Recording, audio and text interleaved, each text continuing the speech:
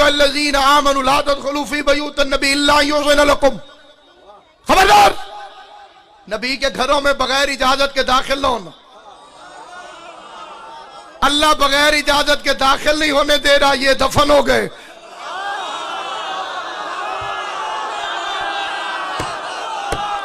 سمجھ نہیں آئی؟ جو بندے چوپے انہیں سمجھ آئیے کہ نہیں؟ دیکھ لو میری طرف جناب، میرا بڑا ادب سے سوال ہے، کس سے پوچھ کر دفن ہوا؟ کیونکہ یہ تو تمہیں بھی پتا ہے کہ تم کہتے ہو کہ نبی اپنے گھر میں دفن ہوتا ہے، تو گھر تو مصطفیٰ کا تھا، اور اللہ کہتے ہیں میرے نبی کے گھر بغیر اجازت کے داخل نہ ہونا۔ فکرہ بڑا حساس ہے، لیکن ذمہ داری سے کوئی بھی بات پڑھی جا سکتی ہے۔ ذمہ داری میری ہو گئی، فکرہ میں پڑھ رہا ہوں۔ کہتے جی نہیں، وہ تو بی بی عائشہ کا حجرہ تھا۔ میں ہاتھ جوڑ کے پوچھتا ہوں، کوئی کتاب ثابت کرے کہ بی بی پیکیاں دا حصہ لے کے آئی سی؟ جب محمد کا وارث ہی کوئی نہیں ہوتا تو بیوی مالک کیسے بن گئی؟ محمد کی اپنی بیٹی کو تو وارث بننے نہیں دیتا۔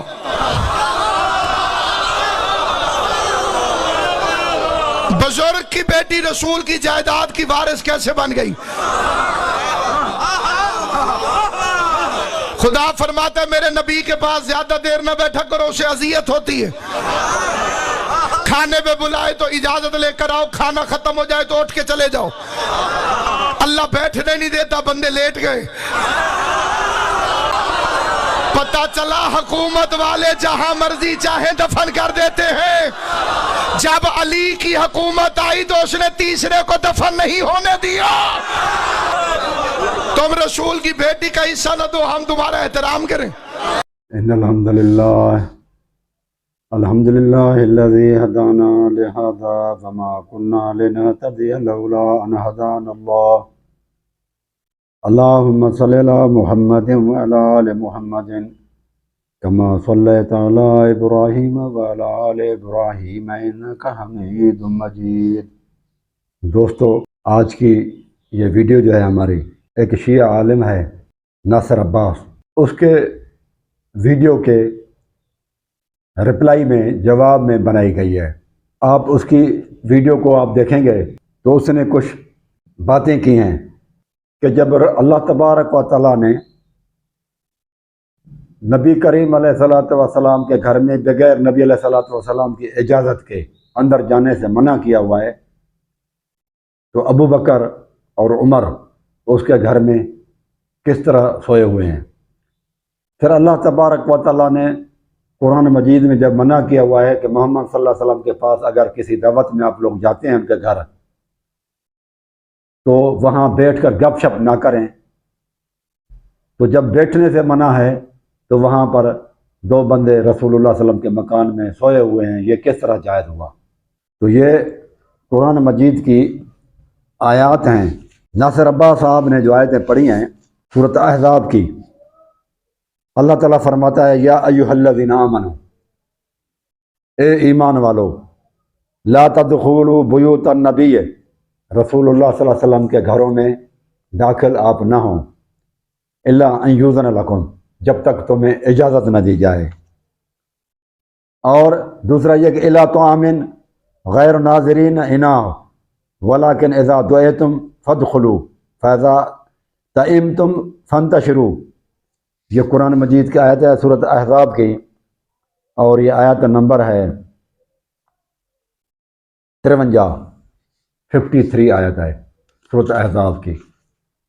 اس میں دو باتیں واضح ہیں، رسول اللہ صلی اللہ علیہ وسلم کے آداب میں سے ہیں کہ رسول اللہ صلی اللہ علیہ وسلم کے ایک تو گھر جب آپ جائیں تو رسول اللہ صلی اللہ علیہ وسلم سے اجازت لیں، ایسے گھروں کے اندر نہ جائیں۔ اور کن کو خطاب ہے؟ یا ایھا الذین آمنوا، اے ایمان والو، یعنی ایمان والوں سے خطاب ہے۔ اللہ تعالیٰ فرماتے ہیں یہ جتنے بھی احکامات ہیں یہ قرآن مجید زندہ لوگوں کے لیے ہے، وفات کرنے والے لوگوں جو وفات ہو چکے ہیں، مر چکے ہیں، یہ ان کے لیے نہیں ہے، یہ احکامات زندہ لوگوں کے لیے ہیں کہ رسول اللہ صلی اللہ علیہ وسلم جب زندہ تھے تو رسول اللہ صلی اللہ علیہ وسلم سے اجازت مانگے، جب رسول اللہ صلی اللہ علیہ وسلم کا وصال ہو گیا تو اب رسول اللہ صلی اللہ علیہ وسلم سے کس طرح سے اجازت کوئی بندہ مانگے گا؟ وہ تو پھر اللہ تبارک و تعالیٰ کا کام ہو گیا اب، کہ اللہ تبارک و تعالیٰ اگر کوئی بندہ غلط ہے، رجس ہے، نجس ہے، تو ان کو رسول اللہ صلی اللہ علیہ وسلم کے مکان میں اندر داخل نہ ہونے دے، اور نہ رسول اللہ صلی اللہ علیہ وسلم کے ساتھ وہاں پر قبر مبارک ان کی رسول اللہ صلی اللہ علیہ وسلم کے قبر مبارک کے ساتھ بننے دے، کیونکہ وہ نجس ہے، اور اللہ تعالیٰ کا وعدہ ہے کہ میں پاک اور پلید کو الگ کر دوں گا۔ یہ تو کئی قرآن مجید کے آیات ہیں جس میں اللہ تعالیٰ نے منافقین اور مومنین کو اور رجس اور پلید اور طیب کو علیحدہ کرنے کا وعدہ کر رکھا ہے اللہ تعالیٰ نے۔ اگر وہ شخص گئے اور اس وقت پھر رسول اللہ صلی اللہ علیہ وسلم کے بعد قبضہ ان پر مکانوں کے اوپر رسول اللہ صلی اللہ علیہ وسلم کے ازواج مطہرات کا تھا، امہات المومنین کے قبضے میں تھے وہ مکانات، رسول اللہ صلی اللہ علیہ وسلم کی بیویاں 9 کہیں یا 11 کہیں ان کے قبضے میں تھے یہ مکانات، اور وہ تھے بھی بہت چھوٹے۔ اما عائشہ صدیقہ جو حجرہ تھا، آپ اس کو حجرہ کہہ سکتے ہیں، مکان نہیں کہہ سکتے، وہ اس لیے کہ رسول اللہ صحیح بخاری کا حدیث ہے اور شیعہ کتب میں بھی لکھا ہوا ہے کہ وہ اتنا چھوٹا مکان تھا حجرہ عائشہ صدیقہ رضی اللہ تعالیٰ عنہ کا، کہ اگر اللہ کے رسول رات کو تہجد پڑھتے تھے یا کوئی نماز پڑھتے تھے تو اما عائشہ صدیقہ پاؤں کو جو ہے نا وہ سکڑ لیتی تھی کہ رسول اللہ صلی اللہ علیہ وسلم سجدہ کر رہے ہیں، اگر وہ نہ سکڑیں تو رسول اللہ صلی اللہ علیہ وسلم جب سجدہ کرتے تو وہ عائشہ صدیقہ رضی اللہ تعالیٰ عنہ کے ٹانگوں کے ساتھ لگتے تھے، آپ کا سر مبارک ٹچ کرتا تھا۔ اس لیے عائشہ صدیقہ فرماتی ہیں کہ میں اپنی ٹانگوں کو سیدھا کر دیتی تھی جب رسول اللہ صلی اللہ علیہ وسلم قیام کرتے تھے، جب سجدے میں آ جاتے تھے تو میں پھر اپنے ٹانگوں کو سکڑ لیتی تھی۔ یعنی کہ آپ اندازہ لگائیں کہ اتنا چھوٹا سا مکان تھا ازواج مطہرات کا، چھوٹے چھوٹے مکانات تھے رسول اللہ صلی اللہ علیہ وسلم نے، کوئی زیادہ مکانات کوٹھیاں اور بنگلے نہیں بنائے۔ تو ایک تو یہ ہے کہ رسول اللہ صلی اللہ علیہ وسلم کے مکانات بہت چھوٹے تھے، اجازت مانگ کر جائیں تو انہوں نے پھر کوشش کی، اللہ تعالیٰ سے دعا بھی مانگی۔ کون سی دعا مانگی؟ یہ قرآن مجید کی آیتیں مانگتے رہے۔ قرآن مجید میں سورت آل عمران ہے، اور اس کی آل عمران کی آخری آیتیں ہیں، اس میں ایک آیت یہ ہے آخری رکوع کی، ربنا فاغفر لنا ذنوبنا، اے ہمارے اللہ ہمارے گناہوں کو معاف کر دے، وکفر عنا سیئاتنا، اور ہماری برائیوں کو ہم سے دور کر دے، وتوفنا مع الابرار، اور ہماری موت نیکوں کے ساتھ کر دے، ہمیں نیک لوگوں کے ساتھ وفات دے دے۔ یہ دعا تھی۔ اب اس وقت جب وہ مانگتے تھے، یہ قرآن مجید جب نزول ہوا تو ابراروں کا سردار تو محمد صلی اللہ علیہ وسلم تھا نا، تو ان کی دعا قبول ہوئی ہے، دونوں کی۔ سارے صحابہ یہ مانگتے تھے دعا، یہ کس کی قبول ہوئی ہے؟ بہت سارے لوگوں کو دعا قبول ہوئی کہ ابراروں کے ساتھ، لیکن ابراروں کے سردار جو تھے اس کے ساتھ ہماری موت ہو، وہ صرف ابو بکر اور عمر کی ہوئی ہے۔ باقی ابرار جو تھے جنت البقیع میں تھے، ان کی بھی بہت سارے لوگ جنت البقیع میں ہیں۔ حضرت عثمان کی دعا بھی قبول ہوئی، بی بی خاتون جنت بی بی فاطمہ کی، وہ بھی جنت البقیع میں ہیں۔ بی بی عائشہ نے دعا مانگی، وہ بھی قبول ہے۔ لیکن یہاں پر یہ پتہ چلتا ہے کہ علی رضی اللہ تعالیٰ عنہ کی یہ دعا قبول نہیں ہوئی، کیونکہ نہ وہ جنت البقیع میں ہیں، نہ مدینے میں ہیں، نہ مکے میں ہیں، نہ رسول اللہ صلی اللہ علیہ وسلم کے ساتھ ہیں۔ کہاں پر ہے؟ نجف میں ہیں، وہاں پر کوئی پہلے سے ایسی ابرار قسم کے کسی بندے کی قبر نہیں ہے جو مشہور ہو۔ یہ تو مشہور ہے جنت البقیع میں تو پیغمبروں کی وہاں پر قبریں ہیں، اور بہت سارے اصحاب کی بھی وہاں پر ہیں، لیکن علی رضی اللہ تعالیٰ عنہ کی اللہ تعالیٰ کی مرضی ہے، جس کی دعا قبول کرے جس کی نہ کرے۔ تو ایک تو یہ ہے کہ یہاں پر دعا قبول ہوئی، انہیں یہ دعا مانگتے تھے کہ ابرار کے ساتھ ہے، لیکن اللہ تبارک و تعالیٰ نے ابرار کا جو سردار تھا محمد صلی اللہ علیہ وسلم کے ساتھ اللہ تعالیٰ نے ان کو جگہ دے دی۔ اگر وہ خراب ہوتے، رجس ہوتے تو یقیناً اللہ تعالیٰ ان کو وہاں نہیں کرنا۔ پھر اس وقت ایک اسباب، عالم اسباب میں کوشش بھی کرنی پڑتی ہے، تو اما عائشہ صدیقہ سے بھی انہوں نے اجازتیں مانگی ہیں، انہوں نے اجازت دے دی۔ ایک دنیاوی حساب سے کوشش کرنی پڑتی ہے، پھر اللہ تبارک و تعالیٰ سے دعا مانگی جاتی ہے کہ اللہ رزق دے دے، پھر کوشش ہی پر کرنی پڑتی ہے۔ انہوں نے دعائیں بھی مانگی، ابو بکر عمر نے، سارے صحابہ نے، اور اس کے بعد پھر کوشش بھی شروع کر دی کہ ہمیں یہاں پر رسول اللہ۔ تھوڑا سا سوچیں، دنیا میں جب بندہ مرتا ہے تو کس چیز کی خواہش کرتا ہے؟ میری قبر کسی کے ساتھ بنے، ضرور وہ کوشش کرتا ہے، اور وصیتیں بھی کر جاتے ہیں لوگ۔ یہ دنیا کے اندر کوئی بندہ مرنے سے قبل وصیت کر جائے تو کس کے لیے وصیت کرتا ہے کہ میری قبر فلانے کے ساتھ بنانا؟ عموماً کن لوگوں کے ساتھ وہ چاہتا ہے کہ میری قبر ہو؟ کبھی اس پر غور کیا ہے؟ کن لوگوں کے ساتھ؟ صاحب ظاہر ان لوگوں کے ساتھ وہ چاہتا ہے میری قبر بنے جو ان کے محبوب ترین شخصیت ہو۔ کوئی اپنی بیوی کے ساتھ وصیت کر جاتا ہے کہ وہاں ان کے ساتھ دفن کرنا، جو محبوب ترین شخص ہوتے ہیں، اور کوئی کہتا ہے کہ میرے باپ کے ساتھ یا میرے باپ کے پاؤں کے نیچے مجھے دفن کر لینا۔ کوئی اپنی ماں کے ساتھ دفن ہونا پسند کرتا ہے، کوئی باپ کے ساتھ پسند ہونا کرتا ہے، کوئی کسی دوست احباب کے ساتھ دفن ہونا پسند کرتا ہے، کوئی اپنی بیٹی کے ساتھ وصیت کر جاتا ہے کہ مجھے ان کے ساتھ وفات کر دینا، جو ہے دفن کرنا، ان کی ساتھ میں ہوں۔ دفن ہونے کے لیے غرض مختلف لوگ مختلف وصیتیں کرتے ہیں۔ ابو بکر عمر نے کوششیں بھی کی اور اللہ تعالیٰ سے دعائیں بھی کی، کوششیں بھی کی کہ یہ نہیں کہا کہ ہمیں اپنے آبا و اجداد کے ساتھ دفن کرنا، کیونکہ یہ محبت کی نشانی ہے، اور یہ محبت کی انتہائی نشانی ہے کہ حکمران بنے تو بھی کوششیں یہی رہی ان کی کہ رسول اللہ صلی اللہ علیہ وسلم کے، مثلا 3 حکمران ہیں، 2 حکمران کوشش کرتے ہیں کہ رسول اللہ صلی اللہ علیہ وسلم کے ساتھ ہماری مزار بنے، ان کے ساتھ ہم سو جائیں، اور تیسرا نہیں کوشش کرتا، بھاگا دوڑی نہیں کرتا۔ تو اس کا مطلب کہ جو کوشش کر رہے ہیں اور جو رسول اللہ صلی اللہ علیہ وسلم کے ساتھ دفن ہونے کے لیے دعائیں مانگ رہے ہیں، ان کو زیادہ محبت ہے جہاں جس نے کوشش کی اور جس کی دعا قبول نہیں کی تو اس کی ہوئی ہے۔ علی رضی اللہ تعالیٰ عنہ کی دعا قبول نہیں ہوئی اور کوشش بھی نہیں کی، کیونکہ حکمران تو وہ بھی بنے نا۔ اگر یہ حکمرانوں کی وجہ سے بنے تو حکمران تو علی رضی اللہ تعالیٰ عنہ بھی بنے، انہوں نے پھر کیوں نہیں کوشش کی دفن ہونے کے لیے؟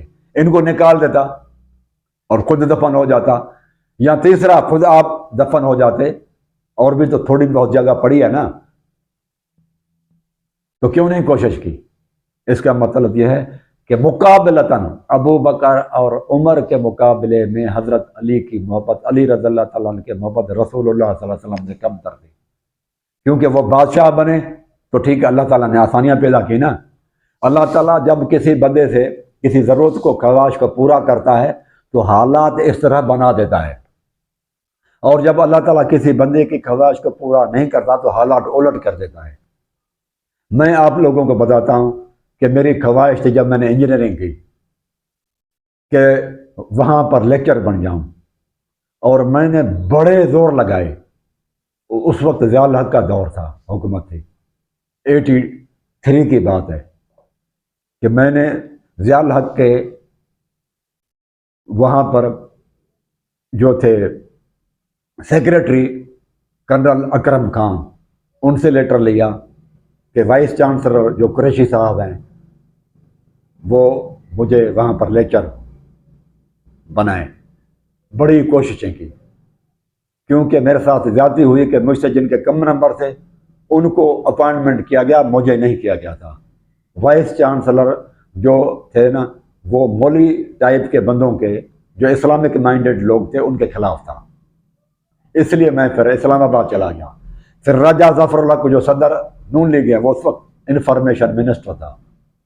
غلام دستگیر خان گجرانوالہ کے تھے، وہ اوورسیز کے منسٹر تھے، اس سے لیا۔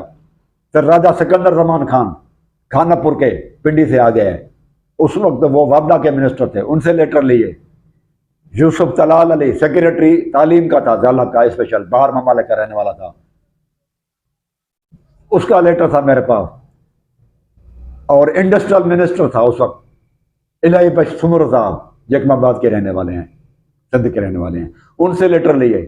پتہ نہیں میں نے کتنے لوگوں سے لیٹر لیے، منسٹروں سے، جو خود کہتے تھے کہ آپ کہیں تو ہم آپ کو، مجھے براڈ کاسٹ انجینئر کی تو اسی وقت ہی لیٹر دے رہا تھا رجا ظفر الحق، انفارمیشن منسٹر تھا، وہ کہتا براڈ کاسٹ انجینئر آپ کو بنا دیتا ہوں میں، ابھی جو میرے ہاتھ میں ہے تو وہ تو مجھے کسی اور کو کہنا پڑے گا۔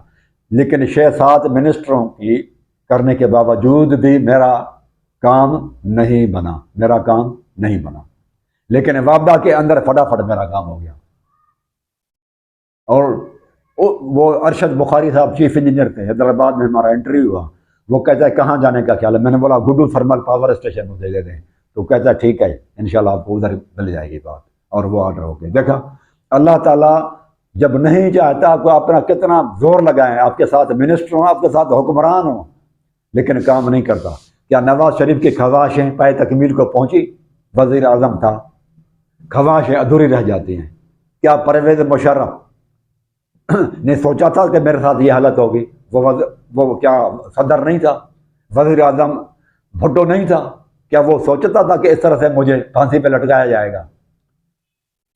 تو یہ باتیں جو ہے نا کہ حکمرانوں کے قبضے میں بہت کچھ ہے، نہیں ہے۔ جب تک اللہ نہ چاہے تو حکمران کچھ نہیں کر سکتے۔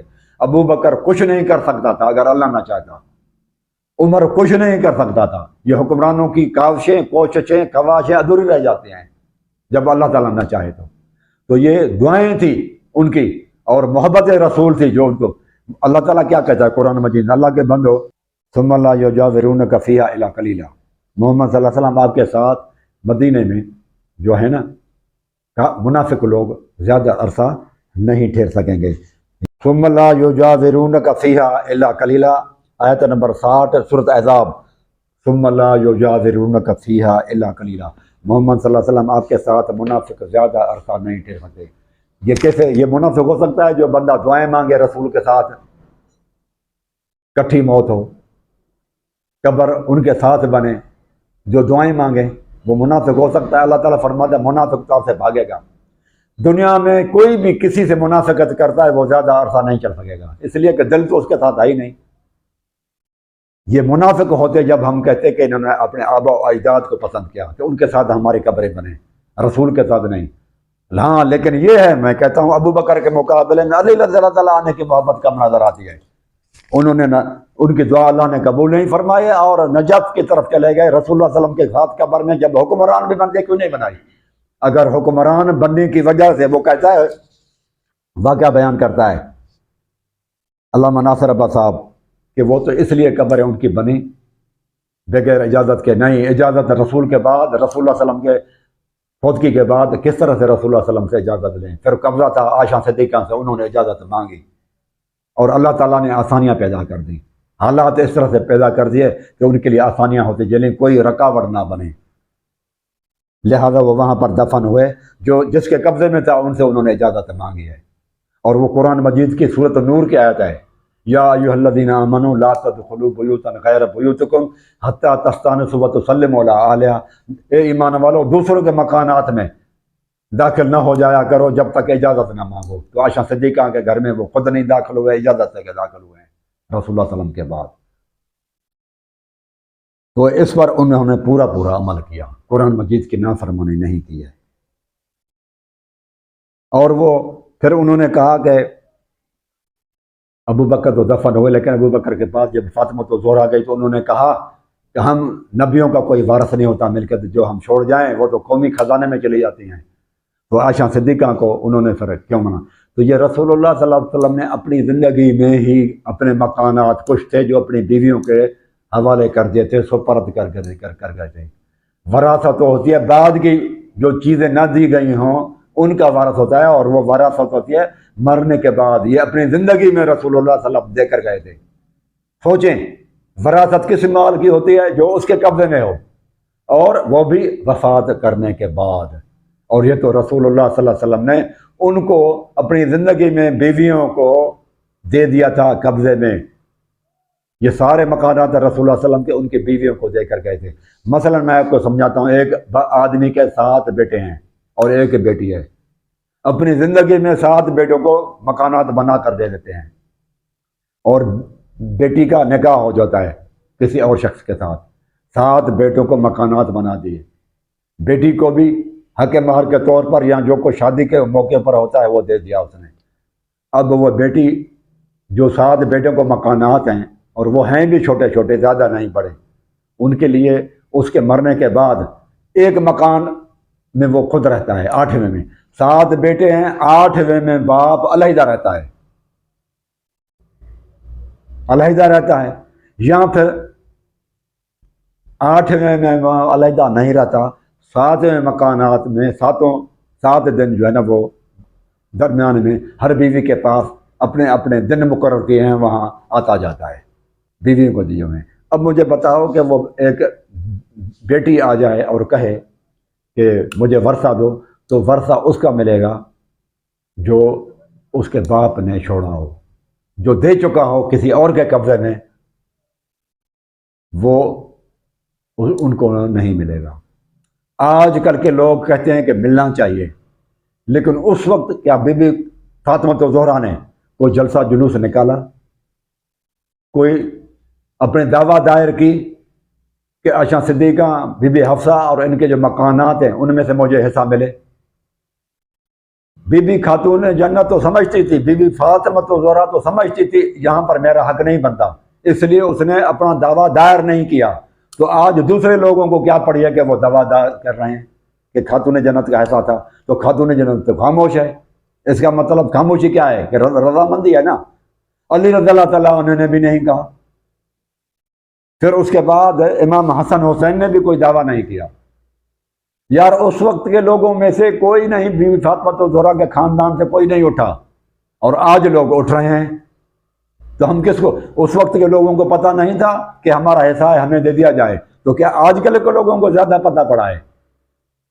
اور وہ بھی مکانات کیا تھے کہ اتنے تنگ تھے کہ میاں بیوی خود مشکل سے ساتھ الگ الگ چارپائیوں پر سو سکیں، کہ تیسرے بندے کی غالباً جگہ نہیں تھی، یا بہت تنگ جگہ۔ ایک حجرہ تھا، مکان تو نہیں تھا جیسے آج کل کے مکانات ہیں، ایک حجرہ آپ سمجھ لیں۔ اور اس کے مقابلے میں آپ کی کتابوں میں، شیعہ کتابوں میں لکھا ہے کہ علی رضی اللہ تعالیٰ نے جو فتوحات کی اور مال غنیمت ملا، 7 کے قریب باغ تھے، 7 باغ تھے بی بی فاطمہ الزہرا کے پاس، اور ان باغوں کے نام تک لکھے ہوئے ہیں کہ یہ باغ تھے بی بی فاطمہ الزہرا کے پاس، اور بیٹے بھی ہیں، ان کی بیویوں کے بیٹے بھی نہیں ہیں، تو ان کو کون کھلائے پلائے؟ اتنی ملکت رکھنے کے باوجود بھی ان کے نہ بیٹے ہیں نہ شوہر ہے کہ ان کو کھلائے پلائے کوئی۔ بیویوں کے پاس، رسول اللہ صلی اللہ علیہ وسلم کی بیویوں کے لیے تو بڑی آزمائش تھی کہ کون کھلائے پلائے ان کو۔ اور بی بی فاطمہ الزہرا کے پاس تو 6-7 باغ تھے، اور 2 بیٹے بڑے تھے، شوہر ہے، اس کی ملکت جو مال غنیمت ہے وہ اس کے پاس ہے۔ ان کی حال غربت کا زیادہ ہے، بی بی فاطمہ الزہرا کا غربت کا حال بعد میں ختم ہو گیا تھا، لیکن یہ پھر بھی غربت میں رہی۔ تو ہمارے لیے انصاف کی بات اور عدل کی بات کیا ہے کہ ہم کس کی طرفداری کریں؟ جو زیادہ ضعیف ہیں اور کمزور ہیں، غربت کے عالم میں ہیں، یا جو کم غربت کی حالت میں ہیں، کن کا زیادہ خیال کرنا چاہیے؟ ایک اور بات بھی ہے اس میں کہ نبی کے گھر میں بغیر اجازت کے داخل نہ ہوں۔ یہ سورۃ احزاب کی آیت ہے، یا ایھا الذین آمنوا لا تدخلوا بیوت النبی، اے ایمان والو نبی کے گھر میں بغیر اجازت کے داخل نہ ہو، الا ان یؤذن لکم، جب تک تمہیں اجازت نہ ملے۔ مجھے یہ پہلے بتاؤ کہ علی رضی اللہ تعالی عنہ بھی اس میں یا ایھا الذین آمنوا میں آ جاتے ہیں، اور یہ ہے اجازت کہ اجازت کے بغیر نہ جائیں۔